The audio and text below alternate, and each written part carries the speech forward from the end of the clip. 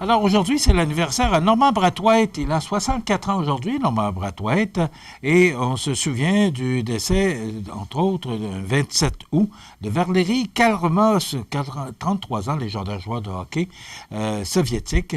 Également, Sergei Mikhailov, ça n'a pas été l'année ça n'a pas été la journée des Russes. Il est décédé à l'âge de 96 ans, poète et écrivain russe. Alors, Brian Epstein, décédé en 67, 32 ans, premier gérant des Beatles. Voilà, c'est ça pour les anniversaires.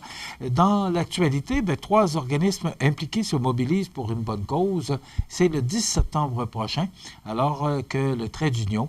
Également, il y a le CI3S de Chaudière-Appalaches et l'Ancre qui s'impliquent, qui s'unissent pour souligner cette journée du 10 septembre dans le cadre de la prévention du suicide. On en parle de plus en plus et les chiffres ne cessent d'augmenter par rapport au suicide. Donc, ces organismes ont décidé de se donner la main pour tenir une journée d'information. Il y aura des conférenciers, ça va se tenir au centre communautaire Espace Citoyen. Donc, c'est le 10 septembre prochain. De toute façon, on va vous reparler. Madame Mélissa Boilard, qui anime les chroniques, et aussi Madame Renée Hébert seront avec nous là, pour venir nous en parler la journée même du 10 septembre. Des dizaines de milliers d'enfants ne mangent pas avant d'aller à l'école. Écoutez, je vous invite fortement, j'ai une entrevue avec une coordonnatrice des clubs du petit déjeuner qui sera avec nous. Cette entrevue a été enregistrée il y a quelques jours. Elle sera avec nous mardi prochain, le 3 septembre. Je vous invite à écouter. Vous savez, on dit que, parce qu'on parle du Canada, mais pourquoi cette nouvelle-là est dans notre bulletin de nouvelles ce matin? D'abord parce que c'est la rentrée scolaire aujourd'hui, mais aussi parce que ça nous concerne, parce que des enfants de Montmagny, parce que la madame nous l'a confirmé, là, c'est partout au Québec, partout au Canada, c'est plus de 800 000 jeunes qui ne déjeunent pas le matin. Donc, c'est quand même très important. Alors, c'est la campagne de financement du Club des petits déjeuners et je tenais à vous sensibiliser à cet effet-là. Des fois, on n'y pense pas. On n'a pas entendu ça, puis ben oui, ça nous concerne. On est une ville de 12 000 habitants et on est comme les autres. On est affecté par toutes sortes de phénomènes. Bien, celui-là nous affecte aussi. Il y a des enfants chez nous qui ne mangent pas. Lancement d'une trousse gratuite pour outiller les parents à la rentrée des classes. Bien, comme c'est la rentrée aujourd'hui, on a pensé que cette nouvelle était quand même très importante parce que les parents ont besoin de soutien. Des fois, on est dépassé par les événements. Je suis parent, j'ai déjà été, je ne vous cache pas, dépassé par les événements. Il y a des gens, des professionnels qui sont là pour nous aider. Alloprof, c'est plus de 420 000 parents qui utilisent leurs services. C'est des millions d'aides aux étudiants, particulièrement, là, on en a parlé cet été. Ils ont aidé beaucoup d'enfants à pouvoir je ne sais pas comment le dire, mais sauter leur année, là, pouvoir passer le passage de leur année. Alors, passer le passage. Oh, c'est pas tellement français, mais quand même, vous comprenez ce que je veux dire.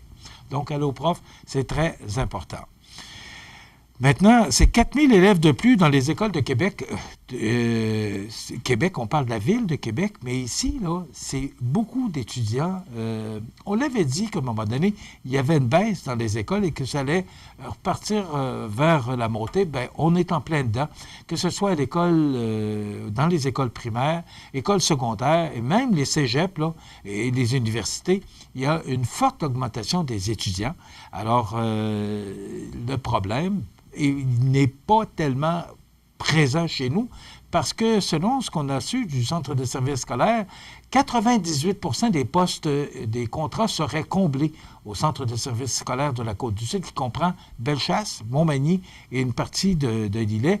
Donc, les gens des ressources humaines du centre de services scolaires qui ont travaillé fort pour s'assurer que le personnel au complet, que ce soit enseignants, du personnel de soutien, que tout le monde soit là, présent pour cette rentrée des classes qui a lieu aujourd'hui un peu partout, pas un peu partout, partout au Québec.